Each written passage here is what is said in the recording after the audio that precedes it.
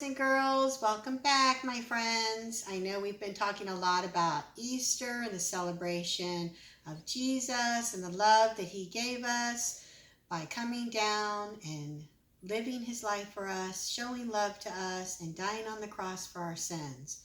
But it doesn't stop there because remember, the good news is that Jesus has risen and he's alive and it's new life, just like in our butterfly cycle. So if you look over here, friends, we have lots of things still happening in here. I know I have a few videos to show you each chrysalis being made, but here's all three of them together inside the cup. So we are going to put them back in for one more day, and then we're going to put them on the special stand, and we're going to watch creation of new life in Jesus. So friends, have you ever thought about if Jesus came to my house? I like to share this book during this time because we talk a lot more about the love that Jesus gave us, but we want to think about what if we could actually see him? What if he could actually come into our house? What would we say? What would we do? Remember, friends, you can always do that in prayer, through the songs you sing, through the word you talk about Jesus to others, and the words that you read in the Bible from him. So I'm going to read a little story today. It's If Jesus Came to My House by Joan G. Thomas. Remember, that's the author. And illustrated by Lori McEarth Eslick. That's the one that draws the pictures. Look how pretty. I see lots of things happening right now. I see a young boy that's happy with his hands up. He's got a happy face. And I see some new creation with a butterfly and lots of green things growing and flowers blooming. So let's read If Jesus Came to My House.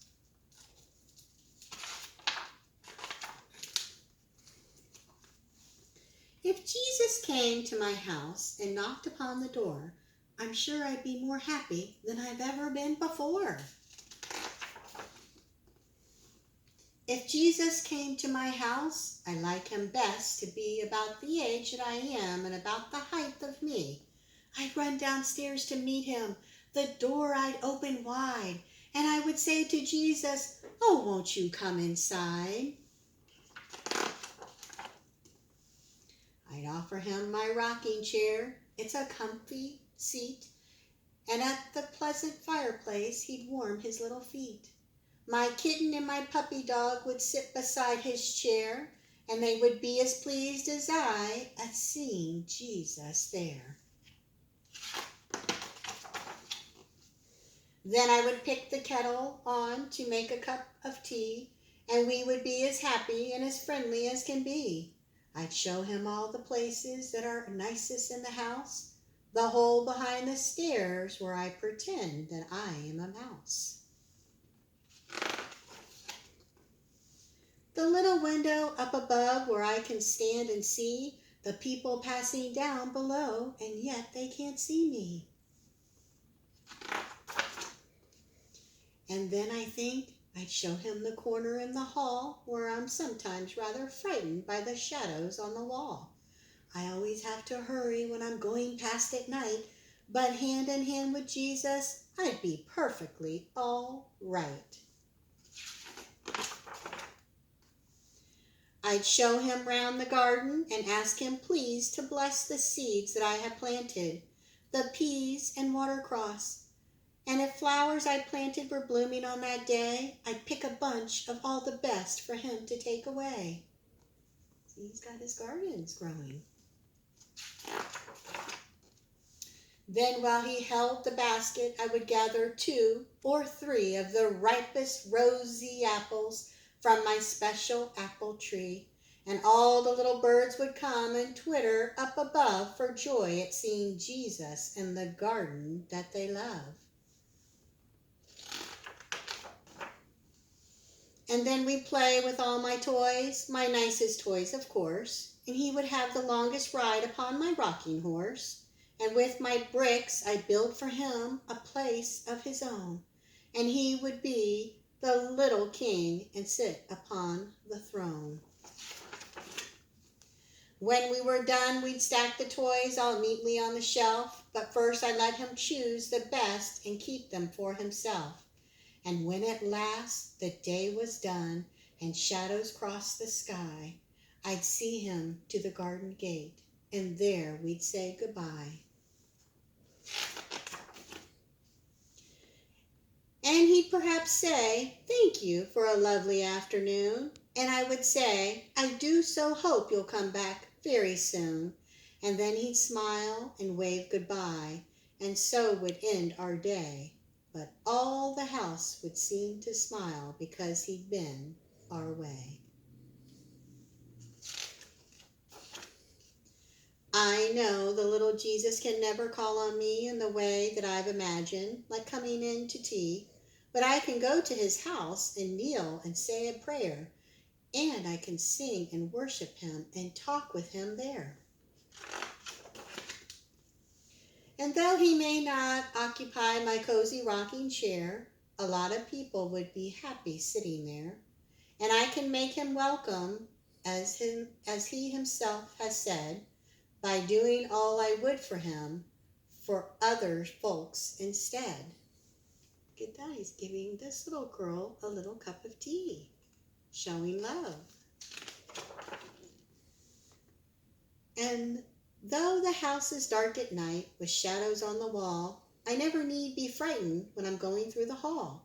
Although I cannot see him, I still can feel him near, to understand and hold my hand and drive away my fear.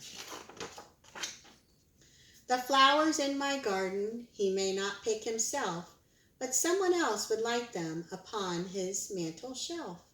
So if I know of anyone who's old or ill or sad, I'll take them there for Jesus' sake and help to make them glad.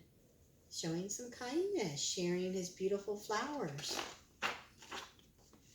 I still can share with Jesus the nicest of my toys by lending them or giving them to poorer girls and boys. And though he may not visit me, as I have wished he would, yet even so he'll bless my house if I am kind and good. So he's sharing with friends in his neighborhood. And there is the end of our story. God's beautiful country. So my friends, that leaves us to, is it spring? So what does the clues tell us? So what clues do you see? Is it spring? You're right. I see flowers. What else? Grass. You got it. New creation, a little bird. So we're going to read our Rebus Reader. Remember, our Rebus Readers, friends, you can help read along with the pictures. So we're going to find out, is it spring? So I'm going to zoom in on the book so you can just see the pages. Is it spring? Look for a clue. I see a frog. Do you see it too? I see him. Do you spy anything else on there? You got it. A ladybug. All right, page number 3. Is it spring? Look for a clue. I see a bunny. Do you see it too? I also want to look. Can you check and see up in here? I spy. You got it. The ladybug. Page number 4. Is it spring? Look for a clue. I see a flower. Do you see it too? Do you see the clue? You got it. There's the ladybug. Page number 5. Is it spring? Look for a clue. I see a bird. Do you see it too? There he is, and he's got the friend, the ladybug.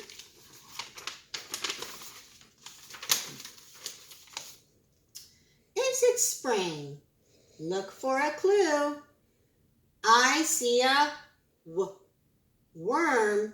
Do you see it too? I see him. And look, our little ladybug. Page number 7. Is it spring? Look for a clue. I see a bee. Do you see it too? There he is. And our friend the ladybug. Page number 8. Is it spring? Look for a clue. The weather is warm. I like it. Do you? I do like it, friends. Springtime is one of my most favorite time of the year. And so we usually start our gardens at our school, but we can start our gardens at home. And I also have a fun little learning activity to find out things that we have to give a plant. So I'm going to show you a sunflower. So it says, what does a sunflower need? So we know that the green stem is the stalk. The leaves help to bring in the water, the sunlight into the flower. We know that this is the soil that the plant lives in. And this is the petals. So we have 4 questions. 1, 2, 3, 4. So you'll be getting this activity in the mail, and you're going to get to cut and paste the 4 choices. But I wanted to kind of go over it with you first as a refresher, because I know we've talked about this a little bit already when we were doing some of our other planting with our vegetables. So I wanted to ask you a couple questions. So things that come from our clouds on our weather, what could that be? What are things that could come down? They might look like this, little droplets. So what does a sunflower need? It needs water. We have our little water drops right there. So that's number 1. What is number 2? Well, we know we talked about oxygen, right? We breathe oxygen in. Our body helps our blood to flow. Well, you know that plants need oxygen too. So a little wind that might blow around outside. It's full with oxygen. So a plant, a sunflower, what does a sunflower need? Air. Okay, so that's number 2. Now we have number 3. What else does it need? Something it needs seeds to be planted in. Something that it can help secure and protect it, like we did in our other experiment. You got it. Soil. And then our third thing, what do we need that God provides us with light? We have a sun. So what do we need, friends? Our last thing, we need sun. So 4 things are the answers to what does a sunflower need? Water, air, soil, and sun. So friends, when you get your activity in the mail, you're going to do 3 things. First, you're going to write your name. Second, you're going to cut along the line like we do at school. So when you cut, friends, remember that when we cut, we take our thumb, we put it in the small hole, we take our pointer and our middle finger, and we put it into the bigger, and our thumb is on top, right? And our arm is kind of close to our side so that our hand doesn't get tired, and we open and close, open and close, open and close, open and close, and then we can cut our squares. Now you're going to have other pictures on your paper, and you got to decide which of the 4 things that belong for what does a sunflower need to grow. So when you find one, you're going to cut it, and you're going to have your glue stick, friends. So remember our glue stick. We practice this in school too. We take our pointer and our thumb, Pointer and thumb holds the glue stick. Our pointer and thumb at the bottom, we twist 1, 2 turns, just enough so that you can have the glue. You're going to put it on the back of your square so you know exactly how much glue you need. And then you're going to paste it on one of your squares, because the first picture I picked was sun. Now you're going to do the rest all by yourself, friends. Enjoy this activity of your sunflower. What does it need to grow? And your planting activity that you're going to be getting in the mail. Have fun, friends. I'll talk to you soon.